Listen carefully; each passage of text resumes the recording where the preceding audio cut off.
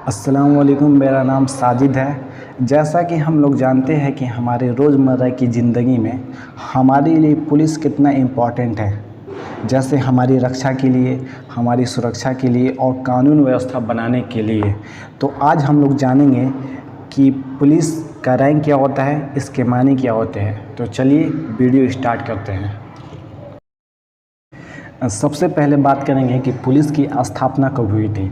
तो सन 1861 भारत शासन अधिनियम के तहत एक पुलिस एक्ट लाया गया था। इसके आधार पर पुलिस शासन प्रत्येक प्रदेश में स्थापित किया गया था। हालांकि इससे पहले हमारे देश में पुलिस थी, लेकिन कोई एक्ट नहीं थे। बात कर लेते हैं पुलिस की रूपरेखा की।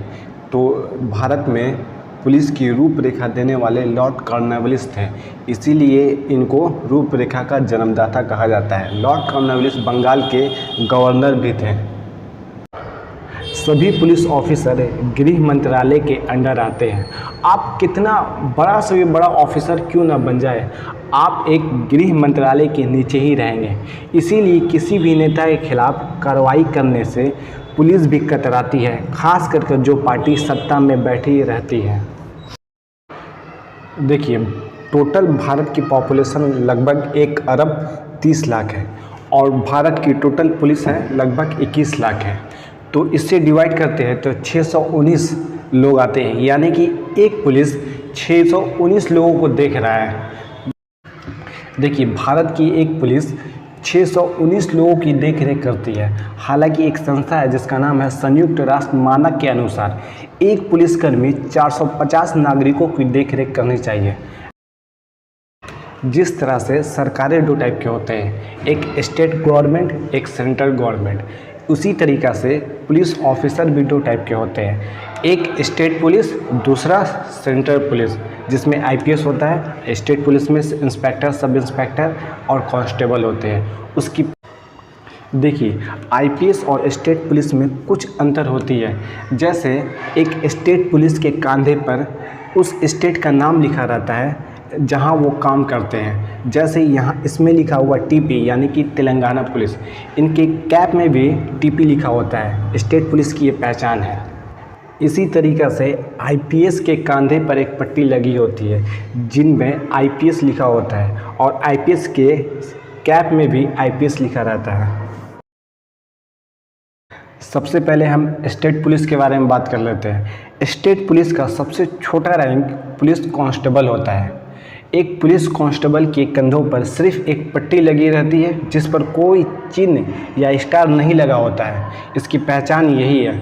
और दूसरी बात कि अपने राज्य सरकार अपने अपने हिसाब से पुलिस कांस्टेबल की भर्तियां करते हैं। जैसे हाल ही में बिहार सरकार के द्वारा पुलिस कांस्टेबल की भर्ती की गई थी, और अपने अपने हिसाब से अलग अलग स्टेट, यूपी, महाराष्ट्र, बिहार, उत्तर प्रदेश, मध्य प्रदेश अपने अपने हिसाब से भर्तियां करती हैं। उसके बाद आता है सीनियर कांस्टेबल। सीनियर कांस्टेबल के कंधे पर 2 पीली पीली पट्टी लगी रहती है, या फिर उसके आस्तीन पर 2 पॉइंट शेवरॉन यानी कि सिला हुआ पहनते हैं जिसका रंग लाल होता है। 3rd नंबर पर हेड कांस्टेबल आता है, जो सभी कांस्टेबल का हेड होता है, या इसे आम लैंग्वेज में हवलदार जिसे कहते हैं।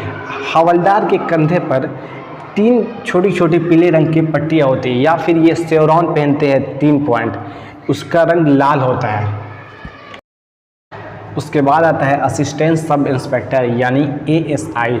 एएसआई के कंधे पर एक स्टार और जिसके बाहरी किनारे पर लाल और नीले रंग के धारीदार रिबन लगी होती है। एएसआई पुलिस चौकी का हेड होता है, और यह एक जांच अधिकारी भी हो सकता है अगर इंस्पेक्टर और सब इंस्पेक्टर चाहे तब। उसके बाद आता है सब इंस्पेक्टर, जिसे शॉर्ट फॉर्म में एसआई कहते हैं, या इसे सूबेदार भी कहा जाता है। एसआई के कंधे पर 2 स्टार और बाहरी छोर पर लाल और नीले रंग की रिबन लगी होती है। एसआई सीधे स्टेट गवर्नमेंट भर्ती करती है, जैसे हाल ही में बिहार एसआई आया था फॉर्म भरने के लिए। उसके बाद एसआई सबसे कम रैंक का अधिकारी होता है, जो भारतीय पुलिस नियमों के तहत अदालत में चार्जशीट फायर कर सकता है, और यह आमतौर पर यह जांच अधिकारी होता है। केरल में सब इंस्पेक्टर स्टेशन हाउस भी है एक। अब आता है पुलिस इंस्पेक्टर, जिसे पीआई कहते हैं, या फिर एक एसएचओ भी कहा जाता है, स्टेशन हाउस ऑफिसर। इंस्पेक्टर के कंधे पर 3 स्टार लगी रहती है और बाहरी छोर पर एक लाल और नीला रिबन लगी होती है। एक थाने में एक इंस्पेक्टर और एक सब इंस्पेक्टर और एक एएसआई और कई कांस्टेबल होते हैं, जिसमें इंस्पेक्टर का हाई कमान होता है। उसके बाद आता है डिप्टी सुपरिटेंडेंट ऑफ पुलिस, यानी कि जिसे शॉर्ट फॉर्म में डीएसपी कहते हैं। डीएसपी के कंधे पर सिर्फ 3 स्टार लगी होती है। डीएसपी 10 थाने का हेड होता है। उसके बाद आता है एडिशनल सुपरिटेंडेंट ऑफ पुलिस, जिसे शॉर्ट फॉर्म में एएसपी कहा जाता है। एएसपी की पहचान इसके कंधे पर एक अशोक चक्र लगा रहता है। ये डीएसपी के बराबर ही माने जाते हैं, यानी कि डीएसपी का पावर और एएसपी का पावर सेम ही होता है लगभग।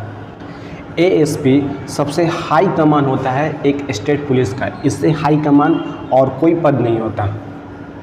उसके बाद आता है assistant superintendent of police, ASP, जिसे शॉर्ट फॉर्म में कहा जाता है। देखिए, एएसपी का पद यूपीएससी परीक्षा पास करने के बाद मिलता है।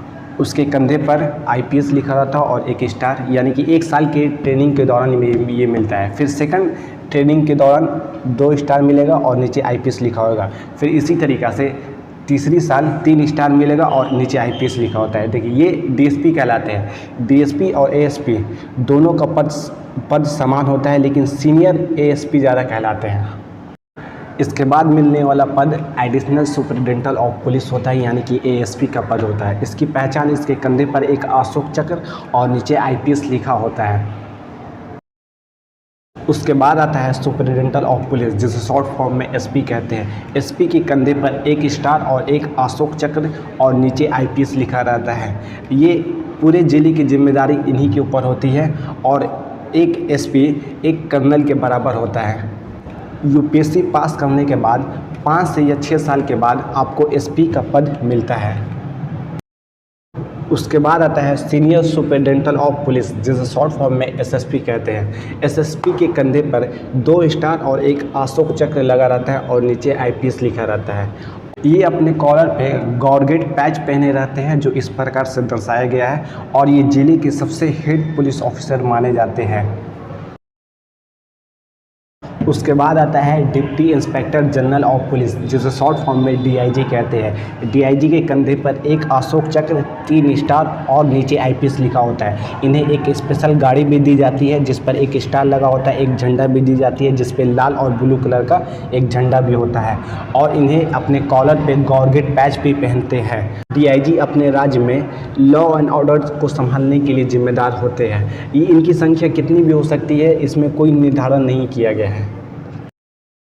उसके बाद आता है इंस्पेक्टर जनरल ऑफ पुलिस, जिसे शॉर्ट फॉर्म में आईजी कहते हैं। आईजी के कंधे पर एक स्टार के साथ एक क्रॉस तलवार और एक स्टिक लगी होती है, और ये भी गॉर्गेट पैच पहने होते हैं। इनको स्पेशल एक गाड़ी दी जाती है, जिनमें 2 स्टार लगे होते हैं और झंडे लगे होते हैं। झंडे ब्लू और लाल कलर के होते हैं। उसके बाद आता है डायरेक्टर जनरल ऑफ पुलिस, जिसे शॉर्ट फॉर्म में डीजीपी कहते हैं। डीजीपी के कंधे पर एक अशोक चक्र के साथ एक क्रॉस तलवार और एक स्टिक होती है, और ये भी गॉर्गेट पैच पहनते हैं, और इन्हें भी एक स्पेशल गाड़ी दी जाती है, जिस पर 3 स्टार और एक झंडा ब्लू और रेड कलर का होता है। एक स्टेट में एक ही डीजीपी रहता है। डीजीपी अपने राज्य का हाई कमान होता है। सारी जिम्मेदारी स्टेट का इन्हीं के पास होती है। उसके बाद आता है डायरेक्टर ऑफ इंटेलिजेंस ब्यूरो, जिसको शॉर्ट फॉर्म में आईबी कहते हैं। कहीं कहीं इसको डीआईबी भी कहते हैं। इसके कंधे पर एक अशोक चक्र, एक स्टार और एक क्रॉस बेटल तलवार और एक स्टिक, और नीचे आईपीएस लिखा होता है। वर्तमान के डीआईबी है अरविंद कुमार। इनके पास भी एक स्पेशल गाड़ी होती है, जिनमें 4 स्टार लगे होते हैं और एक झंडे नीले और ब्लू कलर के। ये सबसे हाई कमान के ऑफिसर होते हैं। इनसे हाई कमान अब कोई नहीं हो सकता हो। इन सब में हमने एक बार भी कमिश्नर का जिक्र नहीं किया, और कमिश्नर स्टेट लेवल के होते भी नहीं हैं। एक कमिश्नर को बड़े बड़े शहरों में नियुक्त किया जाता है, और वहाँ की आबादी बहुत ही ज़्यादा होती है, जैसे दिल्ली, मुंबई, कोलकाता, अहमदाबाद। कमिश्नर के पास खुद का पुलिस बल होता है। अब बात कर लेते हैं कमिश्नर के रैंक के बारे में। जैसे कमिश्नर का रैंक डीजीपी, आईजी, डीआईजी जैसे रैंकों के अधिकारी होते हैं। यह उस शहर या ज़िले के साइज या पॉपुलेशन पर निर्भर करता है। जैसे हैदराबाद, दिल्ली, चेन्नई जैसे शहरों में डीजीपी रैंक वाले पुलिस ऑफिसर को नियुक्त किए जाते हैं। उसी तरीक़ा से गुड़गांव, पुणे, थाने, हावड़ा जैसे आईजी वाले रैंक को कमिश्नर में नियुक्त किया जाता है। उसी तरीक़ा से विधाननगर जैसे शहरों को डीआईजी वाले अधिकारी को कमिश्नर में नियुक्त किया जाता है। वीडियो के डिस्क्रिप्शन में हमारा टेलीग्राम का लिंक दिया हुआ है, वहाँ पर जाके उसको ज्वाइन कर लीजिए। हम इसका पीडीएफ बहुत जल्दी ही शेयर कर देंगे। तब तक के लिए धन्यवाद।